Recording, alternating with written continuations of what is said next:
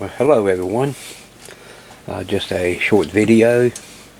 Not going to make it too long, but I'm going to do a little troubleshooting today. And as you can see here on the bench, we have an HP. This is the 1205A oscilloscope, and it is a very low bandwidth oscilloscope. Now, being that the bandwidth that this scope is at is pretty much useless as using for an oscilloscope. And you might say, well, why worry about fixing an old scope like this? And you can see right here, dual trace Hewlett Packard oscilloscope, 500 kilohertz. So not a very good candidate to use on the bench for repairing electronics. Now, a while back I joined Mr. Carson on Patreon and picked up some good stuff up there. And one of the projects he had was turning an oscilloscope into a curve tracer. So that is what I have done to this oscilloscope.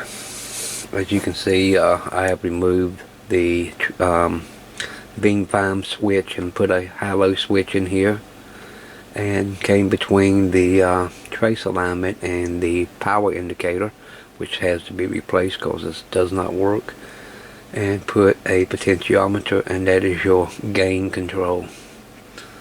So you see, when I short the probes out, we now have a vertical line.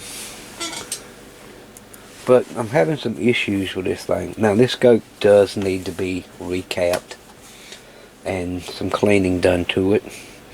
But the scope came from a working environment, and I want to go ahead and get the conversion done to it, and then do the restoration of the scope. So if I put a diode in here, you can see I'll turn the gain down, and you can see the knee of the diode which first turns on.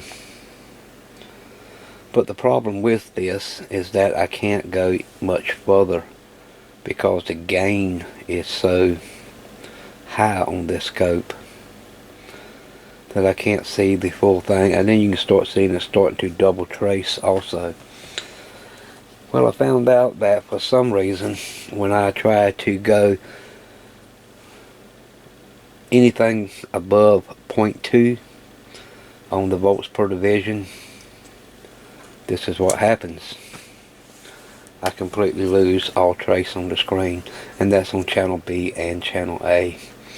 Now, this tracer board is connected to both ports. In fact, it's complete.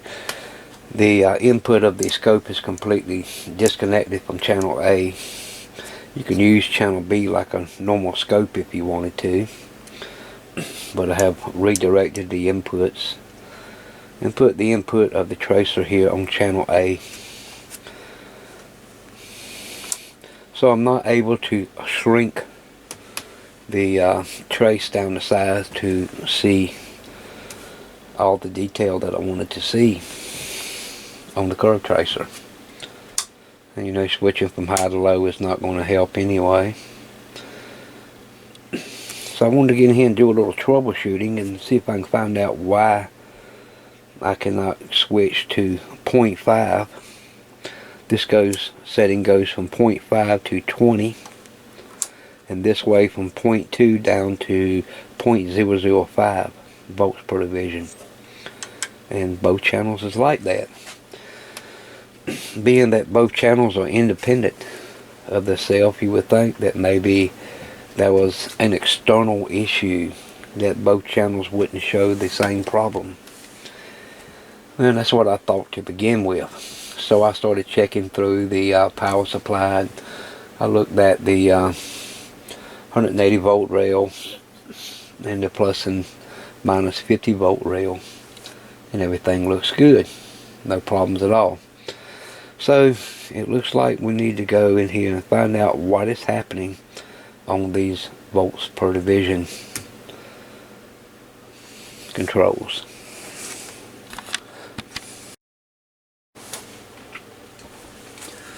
Well, good evening everyone. On the bench today we have a HP 1205A dual trace oscilloscope. Now this oscilloscope, as you can see, is not very useful for anything on the bench working on, unless you're working around close to DC, because it's only 500 kilohertz. But one piece of equipment I have always wanted to have here in the shop was a curve tracer, and there's a reason why I wanted to get a curve tracer, and that is for teaching troubleshooting on how to use a curve tracer for finding faults on a circuit board. Because with a curve tracer you can do a lot of things that you just couldn't normally see with components still mounted on the board. This curve tracer or signature tracer will help identify bad components, especially using on IC chips and stuff. It works real good for that. And comparing diodes and different components, and you can even check transistors and so forth with a curve tracer. Now what got me on this project was that, a while back I joined Mr. Carson's lab on Patreon, and he had this circuit showing how to turn an oscilloscope into a curve tracer. Well, the past few days I went ahead and etched out the board and built it and got it installed in this old scope. Now this scope did come from a working environment, but it does need a good overhaul. There are a lot of capacitors in here that probably needs to be changed. Well, let me go ahead and say really probably needs to be changed out. There's really no probably about it. They do need to be changed out. HP did use high grade components in their electronics in this era, but there's a lot of them Sprague and just good name stuff. But it's not about showing you how to build a curve tracer. I will not be doing that with this project. What we need to do is get this curve tracer working like it's supposed to. So anyway, along with that, if we'll take the probes and we'll short them together, we get a vertical line. And if we put a diode in here and we turn the gain up, you can see the knee of the diode start to come in the field. And we can turn it down and you can see exactly where it goes. Now here's a port in the back so you can connect a voltmeter up. I'll go ahead and do that now. Okay, so I got the voltmeter plugged into the back, and you can see the voltmeter there. Let's see if I can get everything in the shot. And as we turn the gain up, you start watching here right where the knee starts to come in. And you can see that diode is turning on at about 0.63 volts. So that is working real good. Now the issue with this scope is, if I try to turn the gain on up so I can get more detail, we can see that it goes completely off screen. Not a problem, right? And as you can see, I can turn the volts per division lower, and it gets bigger and bigger and bigger. The problem is once I advance past 0.2 volts on either channel A or channel B,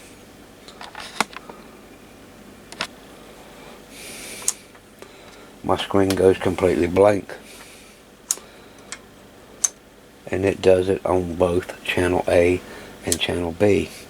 Now the curve tracer board is tied into the channel A and channel B, and we have it set to A versus B.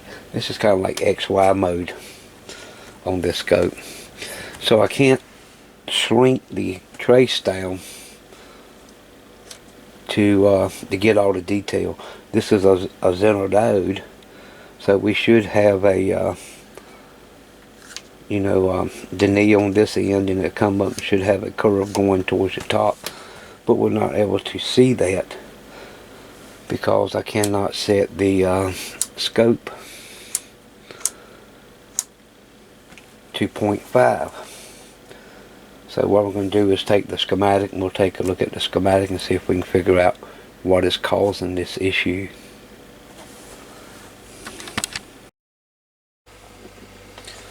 So we're looking at channel A schematic assembly of the volts per division board, and you can see here we got minus, ground, and positive. Now this scope does have dual inputs on both channels. You got a minus input and a positive input, and we are tied into the positive input and ground. So as you look at this,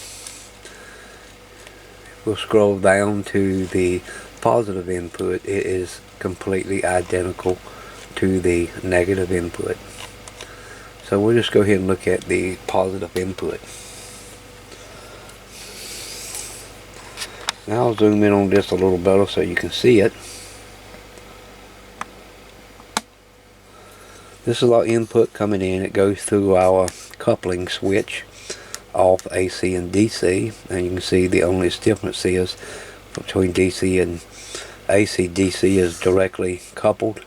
AC goes through a 0.1 microfarad cap, and then we have a switch here that will select either of the couplings. It goes right on in into the attenuator, and when we select 0.2 all the way to 0.5, it is using this part of the circuit. Now it attenuates from 0.2 to 0.1, 0.5, 0.02, 0.01, and 0.005, and it does it through resistance.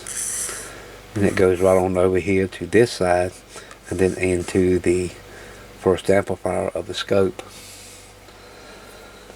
Now when you select from 0.5 to 1, 2, 5, 10, and 20 volts per division, you see we come through. We have a ceramic input capacitor going to ground.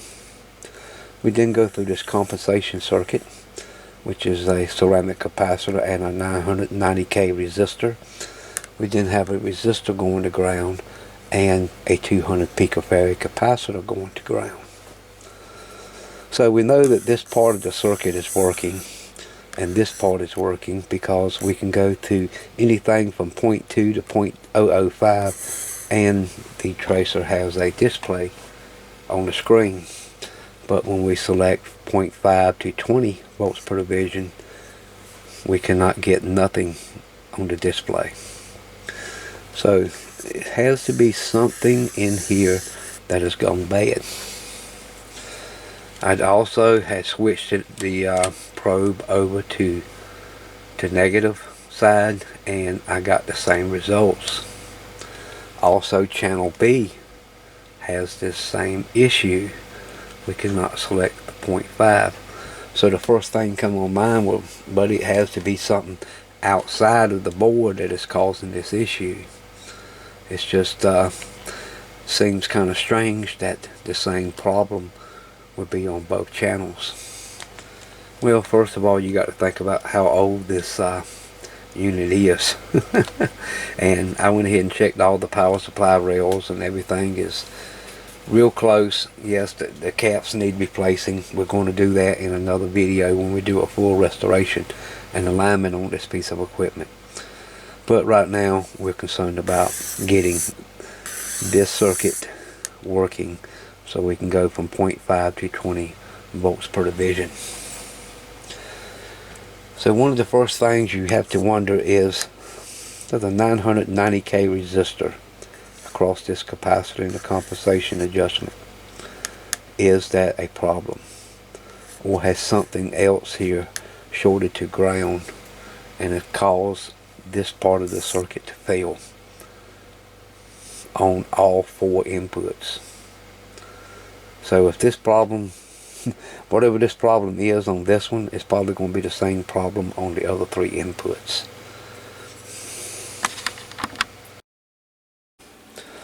Now this scope has 2 main power supplies in it, a low voltage and a high voltage power supply.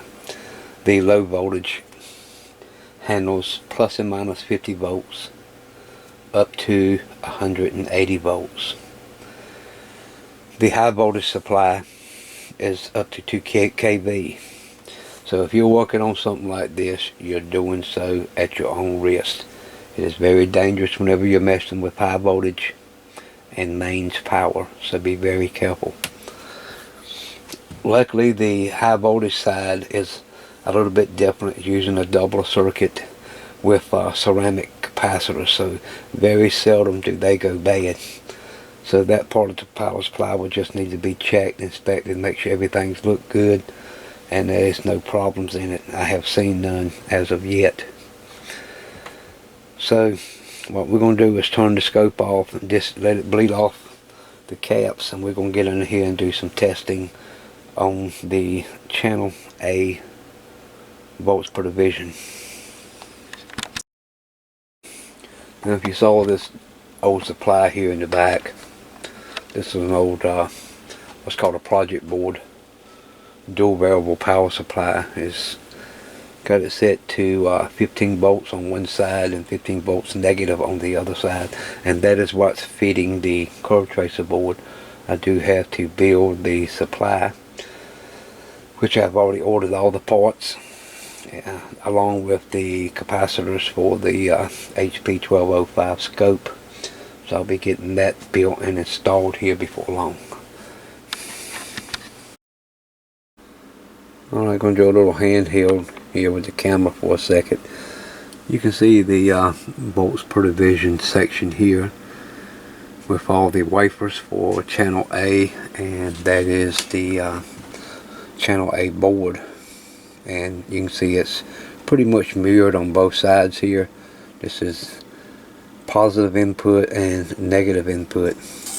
Then over here in the middle you'll see another one that is just like it. That is channel B. So that wafer switch assembly is buried below that, which means we got to pull this board out to get in there and check those components. But we'll go ahead and start with channel A first and see can't we get this up and running.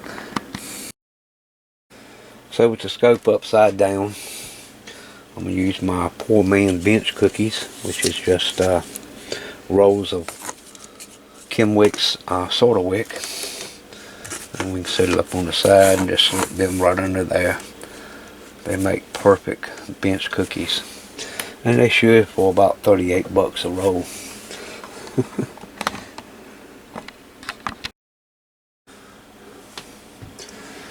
Well, since our tracer board has its own signal, we do not have to put anything into the input of the scope to trace this out with another scope. In fact, you could actually use the oscilloscope to troubleshoot itself by using the other channels, but the bandwidth is a little higher on the scope I'm using, so this will make troubleshooting a little bit easier. Now I've got the scope probe connected into the input, and if we look over here we can see our signal on the Tektronix scope, and it's not fully locked in on the trigger. So we can go ahead and pass through here and see where we're losing our signal at.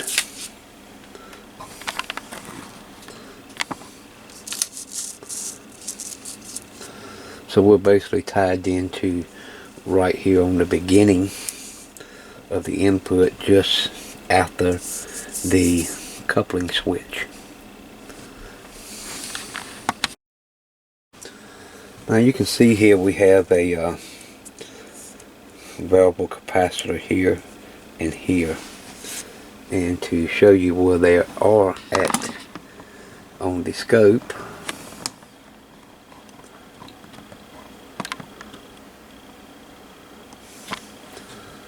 you can see these large ceramic capacitors here. Now chances of those going bad, it's going to be very slim. Those things just last forever. So my first guess, as you can see right here in the compensation adjustment circuit, there's a 990K resistor. Now if someone has put the wrong signal into the front of this oscilloscope, it's a good chance that this resistor has gone out of tolerance.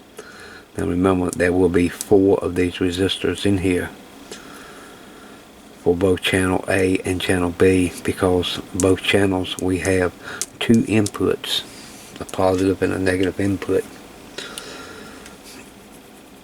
Now it's a little bit strange that someone would have sat there and did that to all 4 channels.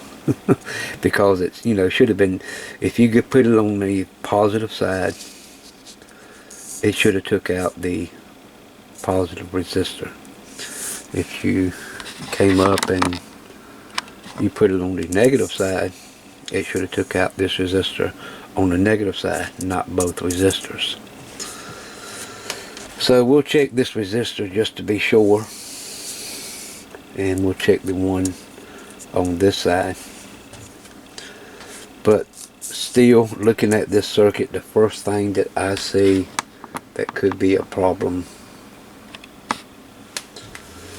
is this 200 picofarad capacitor going to ground, and I'll show you why in just a moment. What I'm going to do now is go ahead and take the oscilloscope and go ahead and couple right to the front end of this amplifier circuit and see if, you know, if that signal there.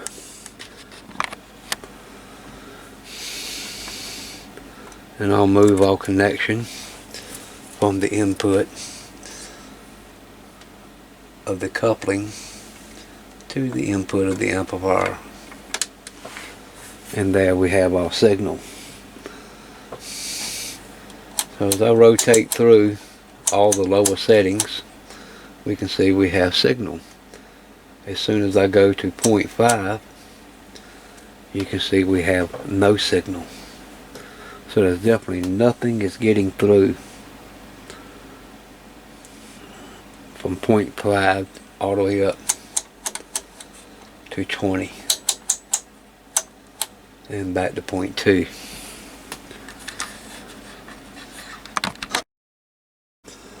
So I have the scope shut down and letting everything bleed off, and want to go ahead and check these 990K resistors that are in parallel with this ceramic cap. Now where these are located at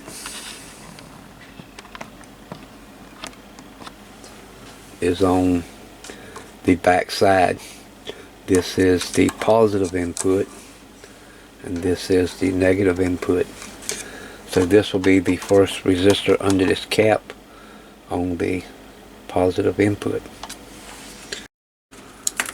So in other words, this is your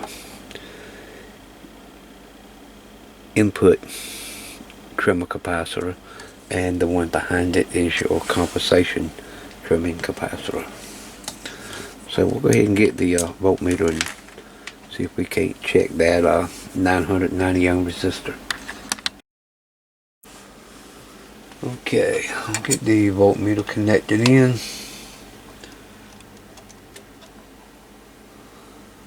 And we have 991 ohms on that one, and this other one is a little bit tough to get to for the negative input, and it's at 989 ohms. So it looks like those resistors are okay. Now that we know that our resistor is good, like I said, chances of these big caps being bad is very slim. Now you could have this resistor could be shorting to ground, but I really don't think so, and I expect this 200 picofarad cap.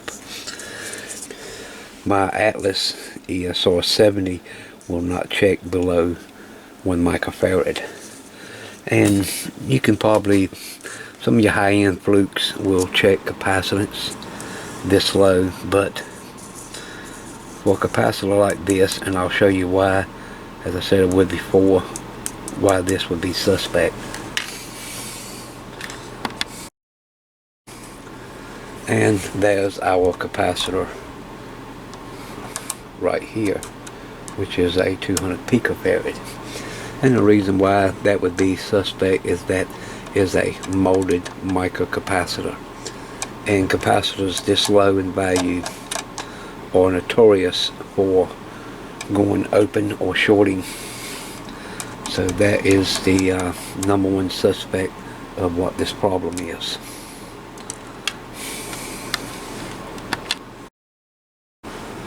So I got one end of the capacitor removed. Let's say it's across a 10K resistor, and we'll go ahead and check this capacitor anyway, just to see if there is a problem with it. Now this old Klein Tools multimeter will test these capacitors, and we'll go across it and see what we get.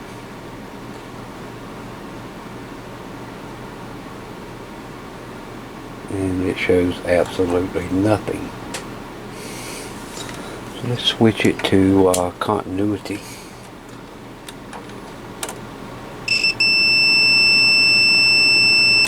And that capacitor is shorted.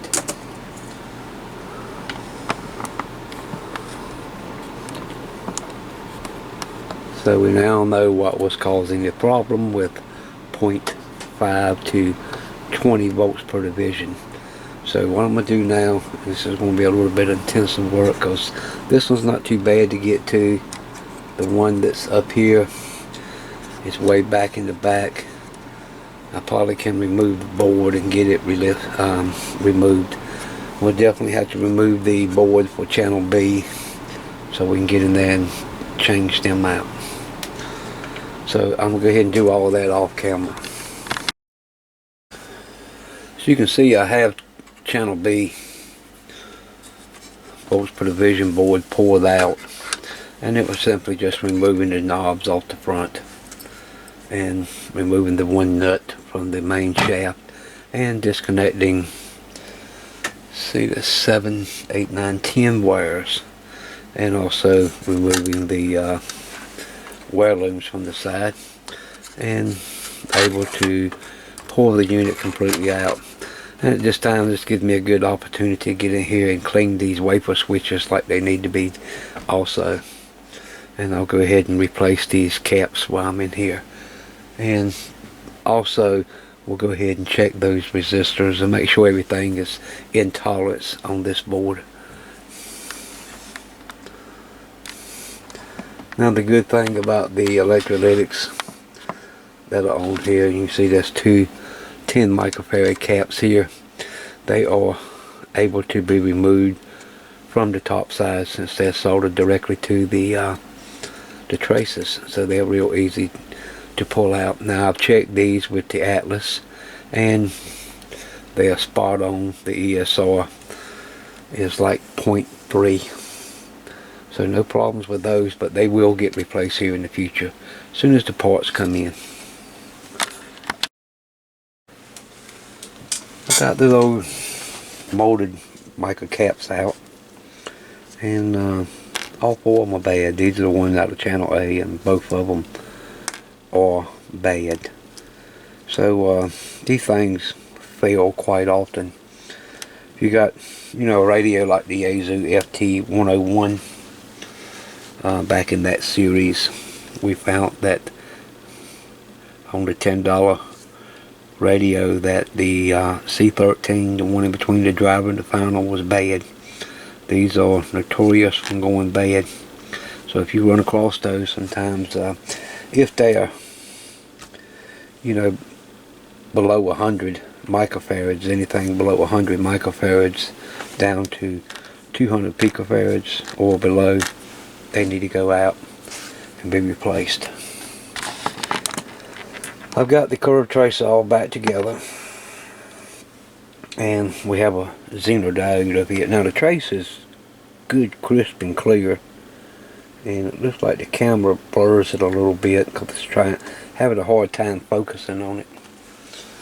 But I turn it down just a little bit, and we'll go ahead and we'll switch to 1 volt per division and see what happens.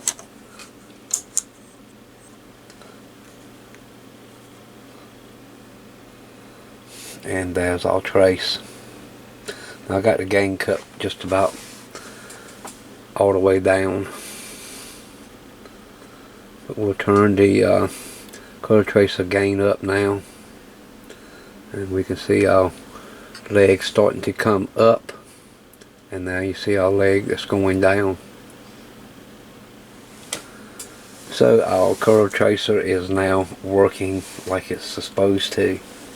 Before, you just couldn't get the range down enough to shrink the trace down on the screen, and it was because of these old mica caps in there has gone bad.